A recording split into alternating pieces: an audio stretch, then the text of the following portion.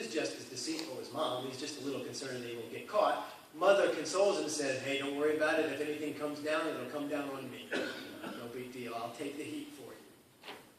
So he complies and goes through with this elaborate ruse, and he's successful. He pulls it off. Now the text begins, and it's a literary form known as preparation, and it tells us that Isaac was very old and he couldn't see very well. Okay, so he is very feeble, very old, he couldn't see very well. So the text sets us up to this, so you don't think that Isaac is too inept. And he actually asks a couple of times, are you sure? Are you sure you're Esau? But upon Esau's return, everybody gets exposed. The ruse is exposed of who's who and what's what, except for Rebecca. Rebecca's still back there behind the scene. You ever known anyone like that? They're the one that orchestrated the whole thing, and when all of it comes down, everybody gets busted, everybody gets exposed, except for the person that orchestrated it.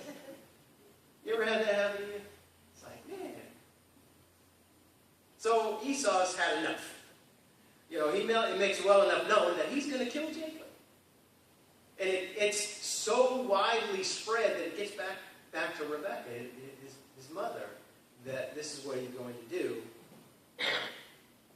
And so she makes moves again to manipulate her husband to make sure that Jacob's protected. So she conspires and schemes again and says, hey, Isaac, you know, these Hittite women, they're just giving us all kinds of problems. And, you know, what's my life going to be worth if Jacob runs off and marries, you know, some of these Hittite women? Send him away so that he can get away from them. So she doesn't tell him, I'm sending him away to protect him. She just manipulates Isaac again. Have you ever done that? Have you ever manipulated a situation because you knew that the circumstances of life were going to come down hard on you or someone you cared about? So have you ever gone out and just manipulated the circumstances to fix things? It's the greater good is in play, you know? The ends justify the means. You ever said that? You ever heard anyone say, oh, the ends justify the means for that? So we've got this problem, and so I have to protect myself, you know. Especially in society today, you know, where everybody's in it for me and it's all about me, right? You got to protect yourself. You ever done that? You ever manipulated the situation to protect yourself? So she manipulates Isaac into sending Jacob away. But notice that Rebekah's latest ruse includes sending Jacob back to get a wife from where she came from. Do you think that might have been God's plan all along? You bet it was.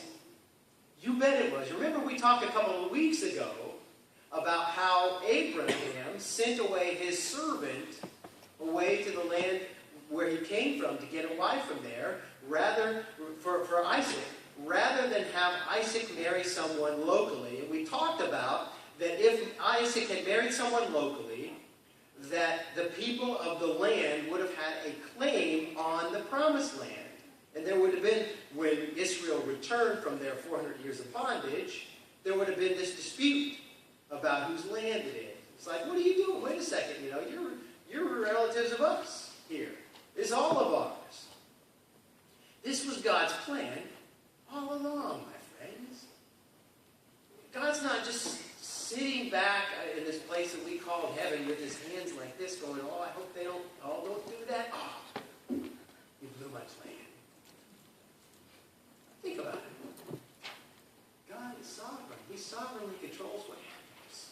And these circumstances, he predicted these circumstances, and he told Rebekah, and he told her exactly when the two were warring in her womb. Remember? He told her, the older will serve the younger. So, we already learned that God didn't want any ambiguity as to whose land it was. So Esau observes Jacob's obedience. He looks at that, and by the way, you know, he's already married to the Hittite woman. And the text tells us that he was clueless as far as the decision that he made to go off and not marry one person, but two women of the local area. But the text tells us that this was the first time that Esau recognizes that he's made a mistake in his choice And so he sees Jacob's obedience in going to get a wife from the family of Abraham. So he attempts to appease Isaac and Rebekah by pretty much doing the same thing. So he goes off to Ishmael. Of course, we remember that Abraham said, "Oh, that Ishmael man." God says, "No, the child of the promise is Isaac." And so, in his attempts to correct the situation, again, Esau makes another poor decision. Now, remember, way back in chapter 25, turn back to 25 with me. I want to remind you of this situation. 25, verse 22.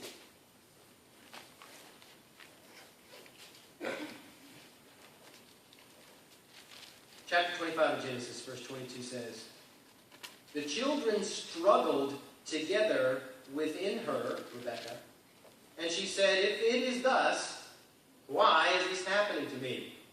So she went to inquire of the Lord. And the Lord said to her, 'Two nations are in your womb, and two peoples from within you shall be divided.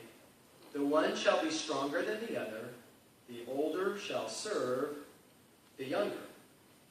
And so this is God's prophecy to her. And you remember back when we looked at this text, that word inquire meant prayerfully in worship.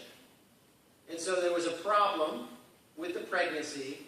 And so Rebekah goes prayerfully in worship to God, and in benevolence of her offering of her worship to God, and not saying, "Fix my problem." That's not what the text tells us. Rebekah says, "Something's going on here. I don't understand it, but you do." And she worships God. So God benevolently tells her the prediction of what's going to happen. Now, do you think that she probably shared this with Isaac? Probably so. So both Isaac and Rebekah are aware of God's prophecy that Jacob's going to be the guy. He's already got the birthright.